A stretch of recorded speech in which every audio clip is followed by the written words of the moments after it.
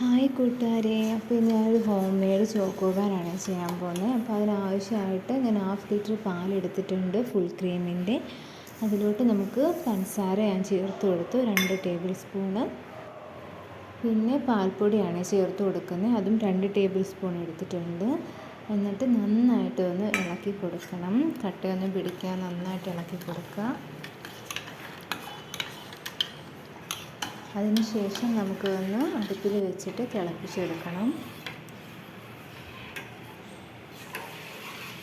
നന്നായിട്ട് തിളച്ച് വരുമ്പോഴേക്ക് നമുക്ക് കോൺഫ്ലവർ ആഡ് ചെയ്ത് കൊടുക്കണം. കോൺഫ്ലവർ ഡയറക്റ്റ് ആഡ് ചെയ്ത് കൊടുക്കരുത്, അടിയിൽ പിടിക്കാൻ സാധ്യതയുണ്ട്. അത് കാരണം ഞാൻ കുറച്ച് പാലൊഴിച്ചിട്ടാണ് ഇത് നന്നായിട്ടൊന്ന് മിക്സ് ചെയ്തതിന് ശേഷമാണ് ചേർത്ത് കൊടുക്കുന്നത്. വെള്ളം ചേർക്കരുത്, പാൽ തന്നെ ചേർത്തിട്ട് ഇളക്കി കൊടുക്കുക. നന്നായിട്ട് മിക്സ് ചെയ്തതിന് ശേഷം നമുക്ക് തിളച്ച് വന്നിരിക്കുന്ന പാലിലോട്ട് ചേർത്ത് കൊടുക്കാം.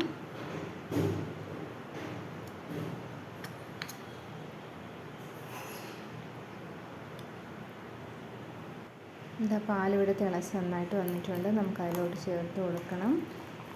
അത് ചേർത്ത് കഴിയുമ്പോൾ ഒന്നുകൂടെ തിളപ്പിക്കുക. തിളപ്പിച്ചതിന് ശേഷം ഇങ്ങനെ നല്ല കട്ടിയായിട്ട് വരും, നല്ല ക്രീമി ആയിട്ട് വരും. അപ്പോൾ ഈ ഒരു പരുവം മതി. അതിനുശേഷം നമുക്കിതൊന്ന് അരിച്ചെടുക്കണം. നമ്മൾ എത്ര ഇളക്കിയെന്ന് പറഞ്ഞാലും കുറേയൊക്കെ കട്ട പിടിക്കാൻ സാധ്യതയുണ്ട്, അപ്പോൾ അതുകൊണ്ടാണ് ഇങ്ങനെ ഒന്ന് അരിച്ചെടുക്കുന്നത്.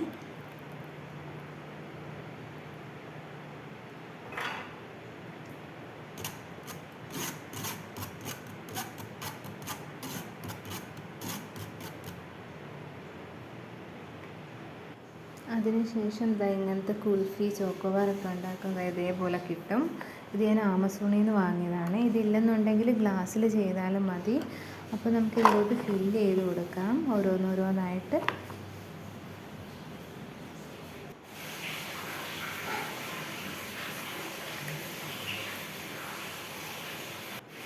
അതൊന്ന് മൊത്തം ഫില്ല് ചെയ്തിട്ടുണ്ട്. അതിനുശേഷം അതിൻ്റെ സ്റ്റിക്ക് വെച്ചിട്ട് അടച്ചു കൊടുക്കാം. എന്നിട്ട് ഒന്ന് ഫ്രീസ് ചെയ്തെടുക്കണം, നന്നായിട്ട് കട്ടയാക്കി ഇതിനെടുക്കണം.